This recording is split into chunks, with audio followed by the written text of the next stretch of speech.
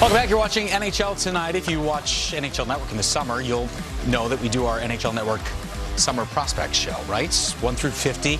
Here's 1 through 6. These guys, you kind of assume they're going to have a big impact, and certainly most of them have. Connor Bedard, Adam Fantilli, Leo Carlsson, Luke Hughes, Logan Cooley, all big names. National Hockey League having impacts for their clubs. But it's not always the biggest name or the highest prospects that have big impacts. Take a look at some of these guys. Devin Levi, Kevin Korchinski, Marco Rossi, Brock Faber, Tyson Forster, Riker Evans. I mean, these guys are playing big roles for their clubs as well. So, Weeksy, let's start with the goaltender for you, Devin Levi. Since coming back from that little stint in the AHL, he's been the guy that I think Sabres fans expected and wanted him to be this year. Yeah, and I'm told from some people that are pretty close to the situation that he needed a little bit of a reset, which isn't going to be unique to him.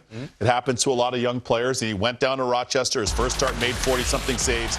And he's been outstanding since coming back. And why I wanted to highlight him is this is a team that has such an amazing fan base. They're so passionate. They love the sport. It's been a 12-year, 13-year playoff drought.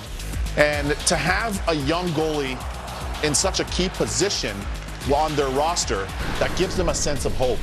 And not only for projecting what he can become, but also, more importantly, for what he can contribute right now as he continues to learn and grow, I think is massive for them. And we saw it with Josh Allen with the Bills. So they're looking for that certainly in Buffalo as well. They have UPL, who's played well too, but this is really big for Denham, a.k.a.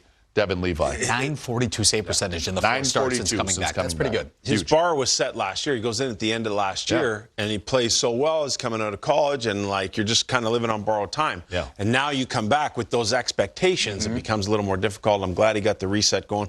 Wonderful young man, and you wish him the very best to have the kind of success in the NHL as he had in college. Absolutely. How about Rikers Island? Riker Evans. Yeah. He's got locking it down right now. What do you make of him? We're sitting here in the draft, and he goes first pick in round 2 to Seattle. And people are like, Riker Evans. He'd already gone through the draft once.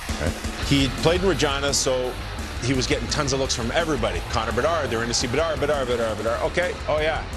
Right, as a younger player at that time. And so, this is Riker Evans. This guy's, he's pretty good.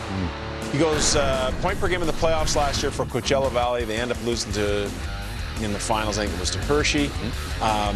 Gets a chance to get called up this year. As LG tells us, Dan Bilesman is a big fan of his.